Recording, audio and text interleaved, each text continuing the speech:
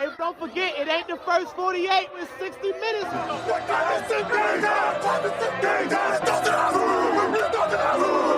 Cover the K, best not best. Even the score now, we need to score now. Back on that wall, when you hear that call, you know it's going down. We play from beginning to ending, you know how we finish. Turn to the bank, gotta handle our business. We need the ball, so it's time to go get it. Play with your heart when you hit, make it feel it. You know I'm with. You come to the bank and get out of line, we sending a blitz. Say who you with? You know I'm with. That purple and black, and when we attack, you know what it is. You're now locked into Zone 32. No probably should have discussed who was going to do the intro. That was no moderator. Yeah, we're raw dogging this one. What is this? What was last at 146, 147? I don't even remember. 148. So this is like 148 and a half. Yeah, 148 and a half. We're brought to you courtesy of our own personal Deshaun Watson, aka Justin Tucker. And Royal Farms and the Kraken. Yeah, and Wild Turkey 101, Dunkin' Donuts, just whatever other sponsors, run my life here. I feel like Max has been bothering us for a while to do like live reaction shit to big news stories that come out. And so I don't know if we'll have a bigger news story this offseason than the Baltimore Banner report about Justin Tucker. I read it. Yeah, as far as a news story goes, yeah. I mean, this definitely this is bigger than a roster move or a trade, or you know what I mean. I'm not sure we'll have a trade or a roster move that is more impactful than this either. So right. I read the Baltimore story. Number one, just as a ethical journalism thing, I think it's a dickbag move to bury a story like that behind a paywall. Absolutely hate when people do that. And so I went to go read that story, and it's popping up with the fucking, pay $1 for 12 months. Like, I'm not going to pay to read your stories. I hate to break it to you, Baltimore Banner. But so I read the story. Long and short is that 5 women who work at a massage parlor or multiple massage parlors in Baltimore, I think 2. I don't know if they named the massage parlors. Massage parlor has a little bit of a reputation. Yeah, so these are like legitimate like massage therapists at spas. They're not. It's not. These are not like. This is not. Where did Robert shady Kraft go? Business? What the fuck is the name of the Orchids of Asia or something like that? Whatever the fuck. Right.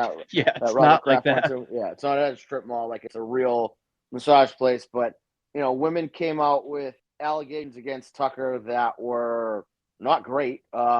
I do have a hot take. Actually, want to get this out of the way first. You can let me say it first, and then if you have anything you want to react to afterwards, pretty scorching hot. I am anti. Okay, I'm not okay with anybody who sexually assaults another human being. So I think I can say all of Zone is against that. We're not. It fucking sucks. Like he's an asshole for that.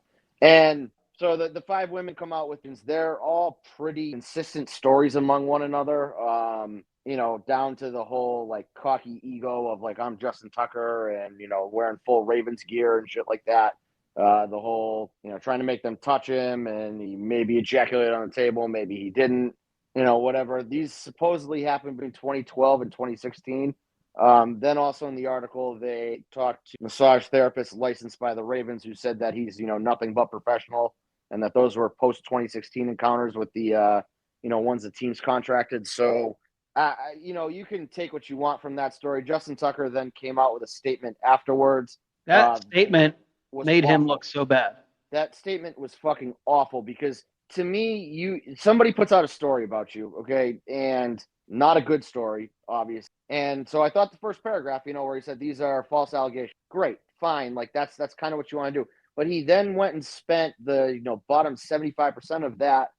Apology statement or whatever the fuck it is, just trying to bury the Baltimore Banner. Number one, Justin Tucker, they don't owe you a heads up on that story. I don't know where, why we think that they got this. They claimed it was in January around the wild card that they really ramped up investigations, but that it had, come out before the year or whatever. I don't really care when the Banner started working on this, but that he's talking about he had to contract a defamation lawyer to get them to not just that. He said the top defamation law firm in the country, which is dude. So you're bragging about you got the best lawyer. Shut the fuck up. What it sounds like to me is that Justin Tucker got wind of this story coming out. My assumption is that Justin Tucker is somewhat well connected in Baltimore, or somehow this got back to somebody that told Justin Tucker about it, and then he tried to strong arm, the Baltimore Banner into telling him what they were writing about him, and he hired a lawyer to bully a fucking newspaper to give him an advanced copy of the story, and then he's complaining that he didn't have long enough to review the story. All right. So I have a little bit of a different take about the law firm aspect of it. Yeah, go for it.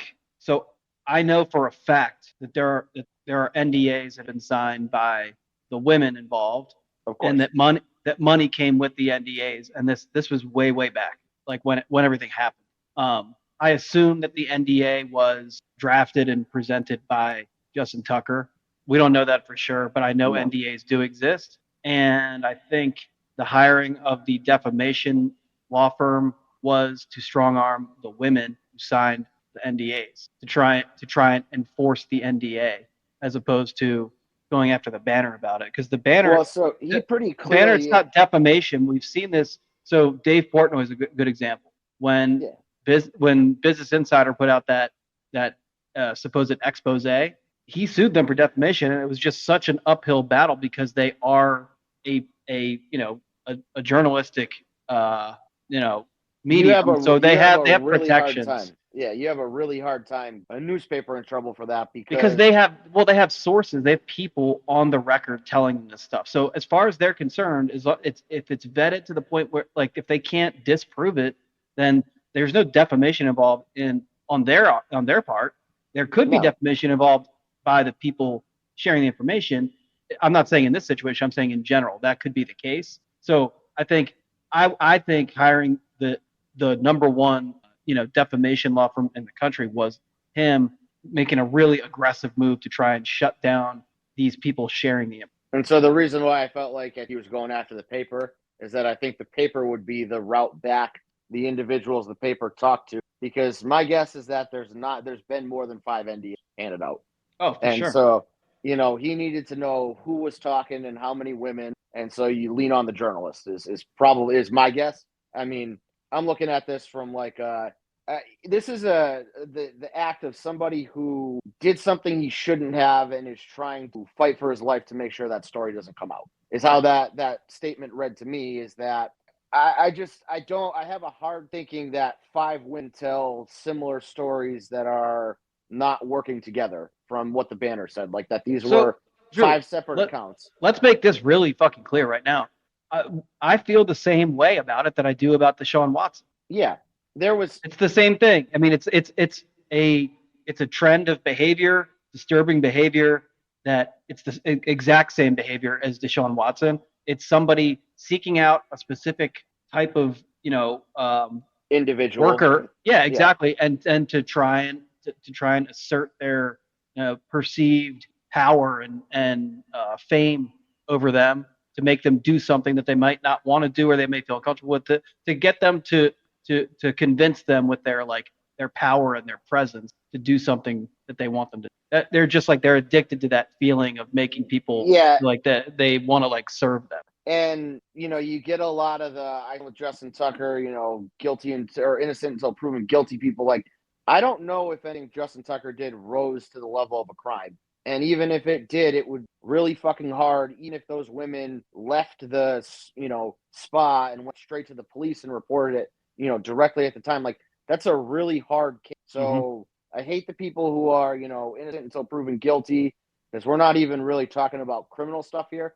And I hate the people who are, well, to be clear, it would, under certain circumstances, like you said, the burden to prove that's really high. And again, we're not saying he didn't do anything wrong by any means. All we're saying is it's very unlikely that he would be charged with a crime. That's all. Right. And that's unlikely. And that's why I'm assuming the women didn't report it at the time, is that you I never want to shift. They feel like they were victimized. This is their story to tell. Then by all means, you don't owe me or the general public an explanation as to why it's multiple years after the fact, because I kind of understand, it's not something that, I don't know if they could have it. I don't know if they even want a conviction out of it. As far as I'm aware, they're not. Does not seem to be some kind of money play. Well, probably will. Maybe, but at the moment they're not. Yeah. Well, and so I think I don't want to tell anyone how they did feel or how they should feel. No. It seems like a situation where they would be more really creeped out by it, really uncomfortable, and again, like, you know, the steps that were taken to ban him from putting people in that position, you know. Yeah, and so that's where it's like it's a really weird thing to do from him. It's fucking disgusting. The women, however they feel about it, they're entitled to feel that way. I feel like it's more likely they would feel really creeped out and uncomfortable and like, I don't ever want to be around this person again. That would be the takeaway, rather than like, you know, lock him up. He didn't. He did right. He's not like a you know, savagely like breaking into people's homes and sexually assaulting them, but he's putting people through the like mental anguish and shit. No, you got to put yourself in those therapists' fucking shoes for a minute too. Like, this is you know, if it's 2012, 2016, like he's the fucking star kicker of the Baltimore Ravens. Right. You work in Baltimore, and if you're gonna throw an accusation against him and it doesn't stick, like, it could ruin your life. Even if it does fucking stick, it could still ruin your life. Look at the fucking 19-year-old girl that Kobe.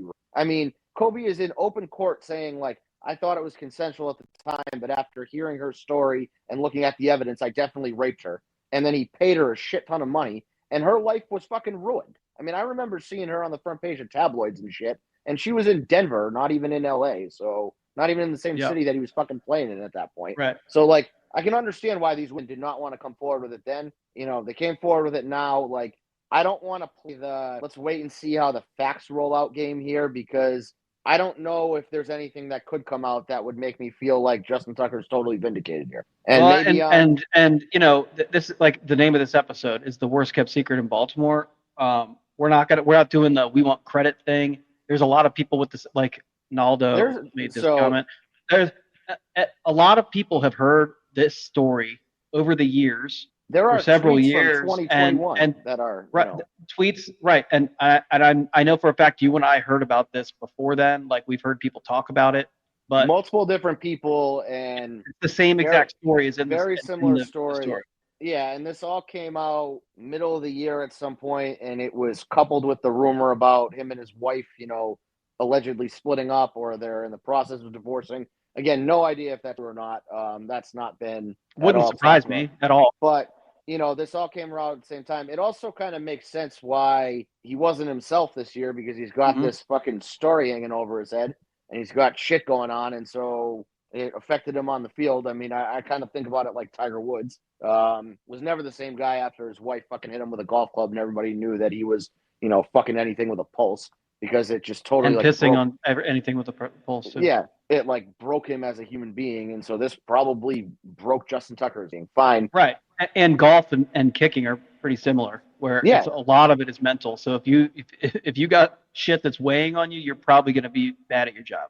Yeah, you got to be able to shut down the outside and just fucking, you know, hit or kick the ball straight. And Justin Tucker stopped being able to do that because he had shit going on. So the initial shock on Twitter was like the holy fuck, this guy sucks. Basically, like, you know, get him off my team, which I kind of agree. Like, I don't really know if I want that guy around if I'm the Ravens at this point with all this shit public. So that was like definitely not. I mean, definitely not. The first wave was a lot of people, you know, basically saying that, get him the fuck out of here. And you got the small group of people of the, you know, innocent until proven guilty, women lie, you know, whole fucking nonsense, whatever. You know, same shit we saw with Watson. Same shit we see anytime an athlete gets caught up in this kind of stuff. And now the conversation has shifted to, did the Ravens know about it? And our head's going to roll because the Ravens knew about it. And just a whole bunch of like, is there a culture problem in Baltimore? You know, all kinds of shit come out after that. So I'm kind of like, I've tried to steer clear of it. I don't think anything that I say publicly in that situation matters. And I think that that's kind of part of the problem with Twitter, is that people are given a platform and feel like if they make a statement, and whether it's innocent until proven guilty or, you know, fry the whole front office, they knew about this, like, nothing to really gain from sharing that opinion, because I don't think it really changes anything. The Ravens are going to do what the Ravens are going to do. I do find it strange that people are shocked that the Ravens may have protected their asset in this situation. I'm not accusing anybody in that building of wrongdoing. I don't even know if anybody in that building knew the specifics of what happened, but like their job is to protect the Baltimore Ravens. And so if at the time that meant making sure women don't bring, public accusations towards their star kicker, I don't really see why that's so shocking. This also happened from 2012 to 2016. I don't even know if the same people are still in the front office. Maybe this is a fucking, Dick Cass operation for all I know. You know what I mean? Like it could be anybody who was dealing with this. And so not even in the building anymore. So then you'd start jumping to this. Is there a culture problem in Baltimore? Is there do we have to fire EC because of this? Does Biscotti have to sell the team? Are we going to have to forfeit draft picks and get fined and shit like that?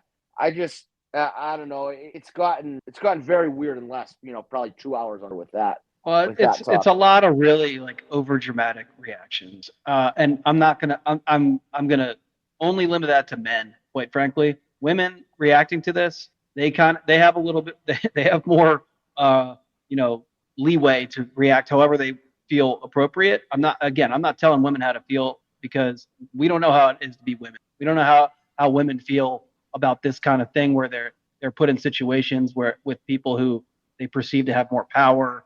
Obviously, like men are generally going to be an imposing figure, and this is a professional athlete. So the way women are reacting is their business, 100%. I don't judge them at all. But the people who are reacting in like the way you were saying in the front office, and I've seen this one a lot. Oh, we'll get rid of people who want more targets, but not a sexual predator. Like, all right, now this is a really weird apples and oranges comparison you're making. I don't like it's really strange. A lot of the reactions I'm seeing, and like jokes are one thing. I've gotten a couple jokes off. People getting jokes off, that's one thing. But there's been some really crazy reactions to this, and it's not reaction. The ones that are the craziest to me are the one, like you said, the innocent until proven guilty, and people who are like going back and forth about it. Like Jesus fucking Christ. To me, you definitely need to let this play out further before you start talking about guilt or innocent until proven guilty. When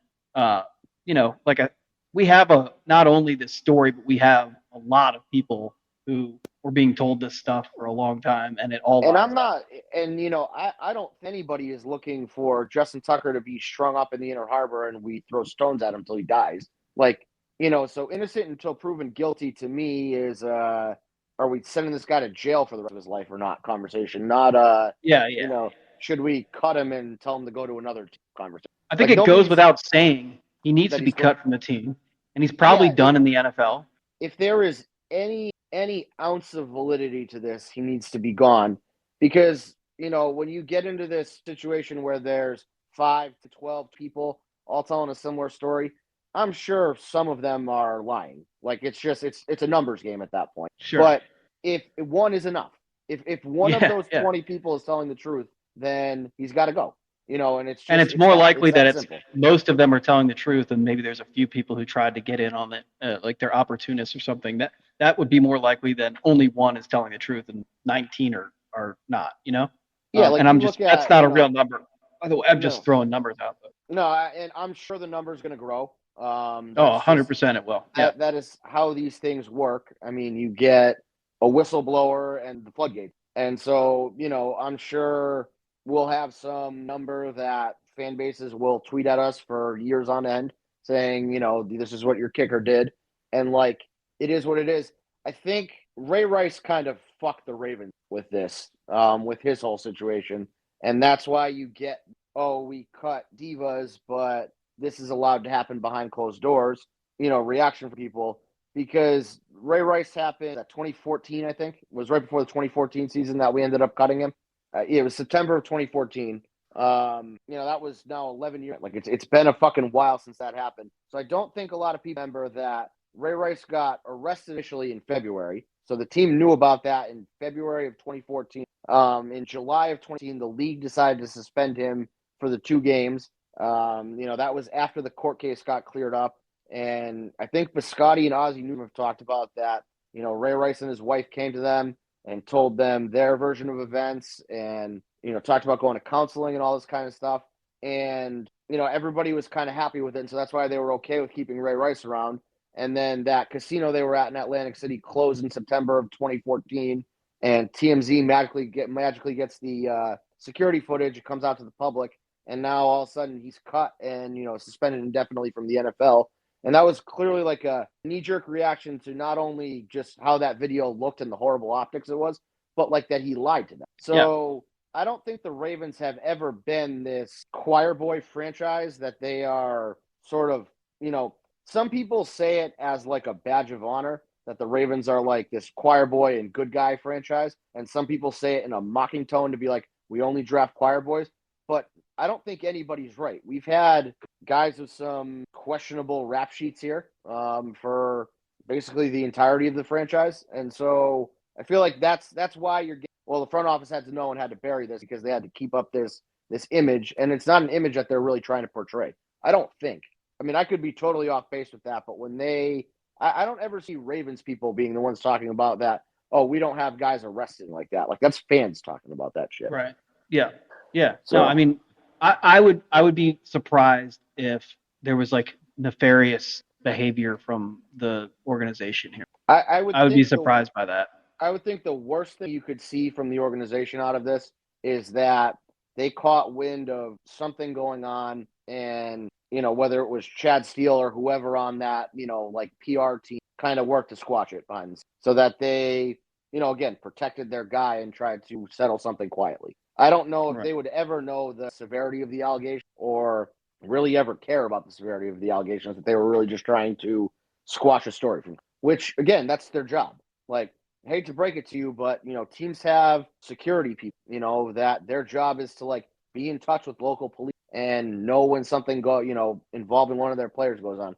I mean, like I'm going to baseball here, but I don't know if you remember the Miguel Cabrera story that he was out at a bar until 3:00 in the morning the night before a 1:00 game or 1:00 in the afternoon game. And Dave Dombrowski came and picked him up at the bar because a cop saw him trying to leave the bar and get in his car and was, you can't do that. And so they called Dave Dombrowski. They called the security guy who called Dave Dombrowski. And then like he ended up going and picking him up from the bar. Like that's what organizations do, is that they try to protect their guys and make sure their guys don't get into trouble. So if that's what the Ravens did for Justin Tucker, I don't love it, but like that's kind of their job. Yeah. And good. We're if this becomes a legal matter, we're going to find all this out. Right. Yeah, that's the other thing, is that if this ever does escalate past a Baltimore Banner story, like a lot more information will be made public. And then if you want to crucify somebody who you feel like overstepped and did too much to protect Justin Tucker, by all means, because you'll have to back them. Right.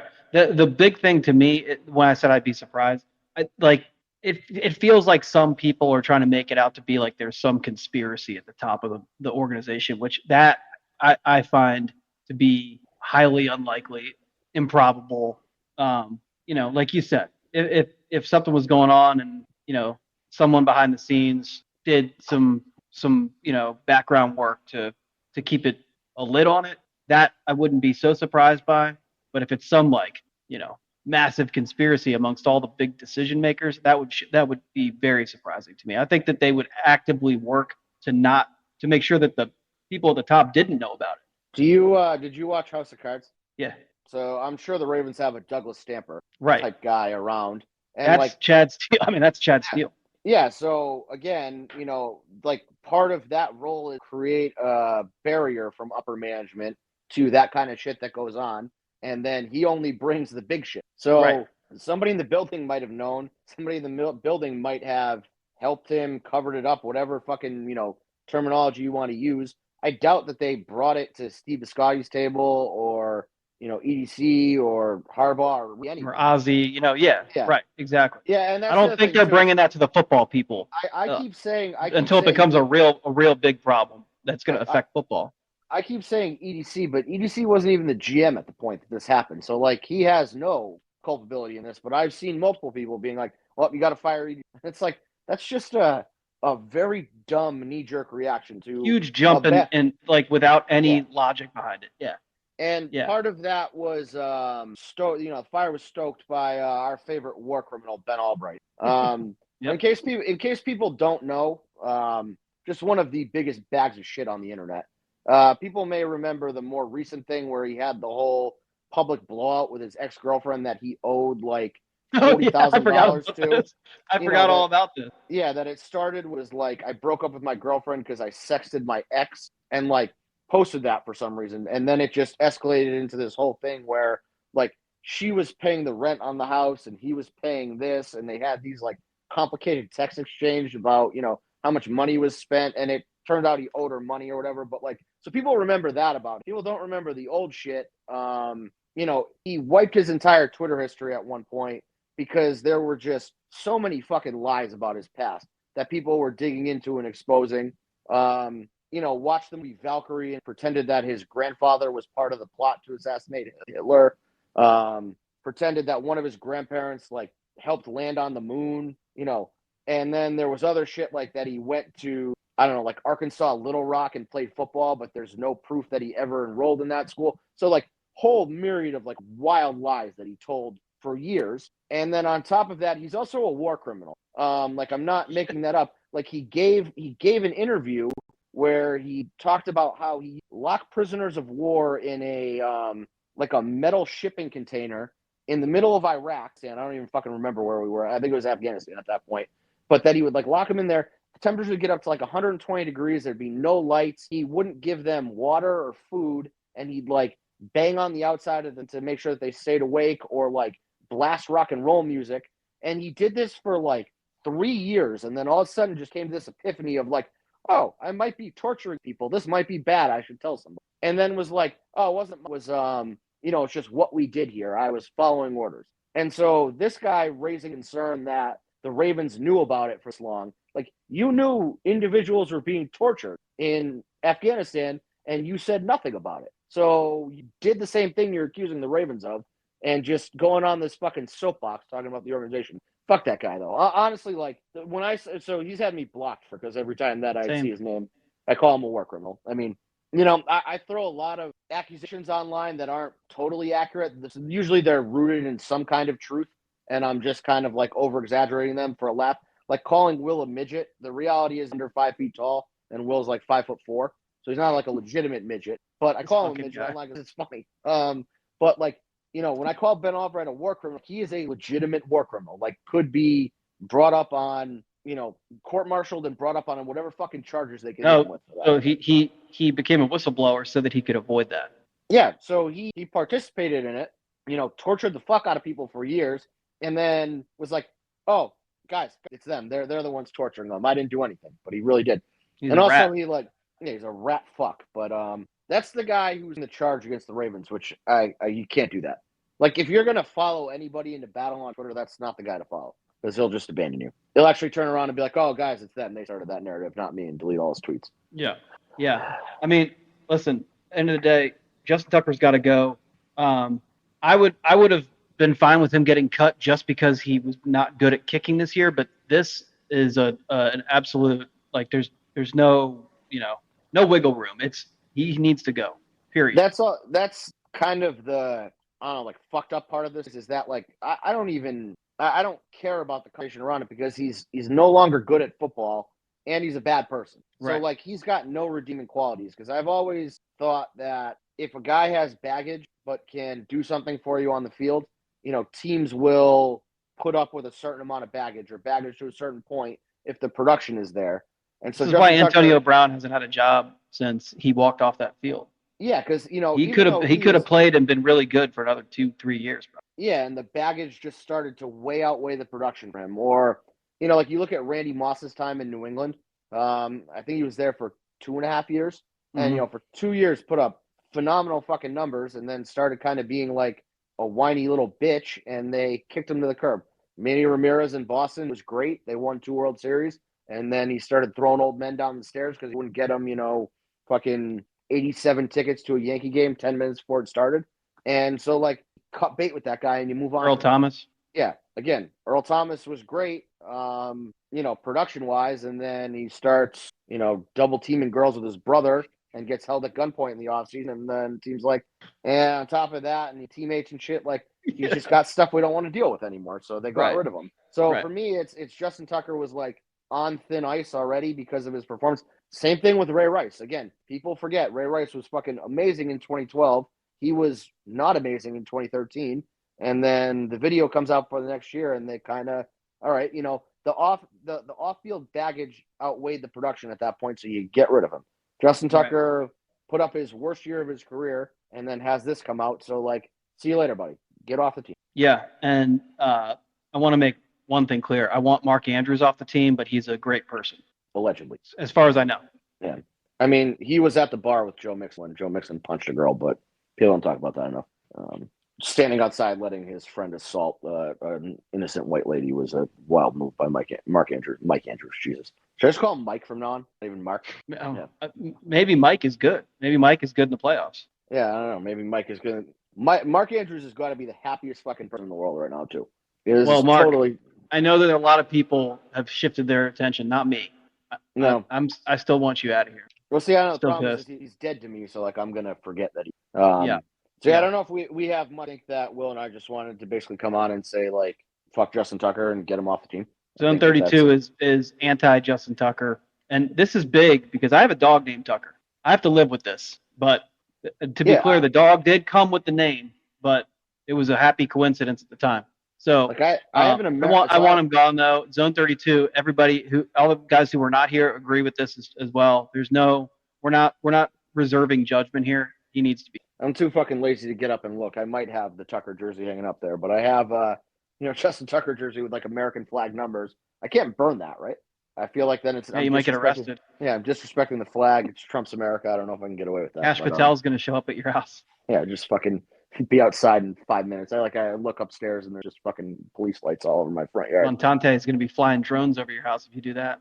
Yeah, he's busy on a live stream with noted Ravens troll Barstool Advisor. So Barstool Advisor's here. Oh, he's in the comments? Yeah.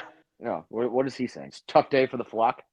All he said was wow. Somebody texted somebody texted me the story before I opened Twitter. So like I saw it and I was like, oh Jesus. So I like opened Twitter to see what the shitstorm going on was. And it turned out it was like a minute after it was tweeted. And I was just waiting. I was like, the group GM with Will and BA is gonna pop up with him saying something. And sure enough it did. Without fail. We got a bunch of Minute fans. Look, we got Visionless Dave sending an incorrect message. It says shame on Zone 32 for harboring a sexual deviant. That's not true. That's not accurate. I don't pay his salary. And we've very much said we're not in on Justin Tucker. So yeah, I think that's it. I mean, put me in the call, coach. I saw that, I was like, I know this motherfucker doesn't want to be on the call. Well, I mean, she doxed her. So I guess this is Lamar. Everybody should know Lamar Translator is run by Lamar Jackson's baby mama, Jamie Taylor, and has been for years. That's something that Will and I knew before the Tucker story and haven't told anybody about. So, yep. Yeah. Thanks for stopping by, Michelle. All right. I haven't gotten sexually harassed yet, so I'm gonna. No, yeah. We'll chalk this up as a win for tonight. Do Lamar Translator have like a fucking some sort of disguise on or something? Because dude, I was ready to be on. Send him the link. Send her the link. Okay. All right. Hold on. Ma'am, are you aware this is being broadcast at least people right now? Possibly more. 213. 213 people are watching to come out to the world as Jamie Taylor, and that you've been running an account. No. I knew it. Pussy note. What? How the fuck else would you be watching that? It was live stream, moron. Do you think Will and I sent you like a private to watch us record? Oh, Jesus Christ. It would be so fucking funny if Lamar Translator did try to get on, but accidentally didn't cover their face or something. Yeah. Clicked with like a personal account and just like their whole name on the screen. Yeah, fucking full name, full face. Yeah, that'll happen. All right. Well, if we're not going to get a Lamar Translator, appearance, we're going to end. I don't think there's anything left to say. Yeah, no, just cut Justin Tucker and don't, make sure you get consent before you do weird shit with women. Yeah, right. I mean, always consent. You can do whatever weird shit you want in the privacy of your own home. I'm not going to judge you for it. Just as long as it's two consenting adults. Adults, right. Key word. Adults and consent. Those are the key components of this transaction. Yeah. Yeah, I would think of those as like the phrase of the day. Consent, adult. Yep. All right, we're going to end it on that. Zone 32.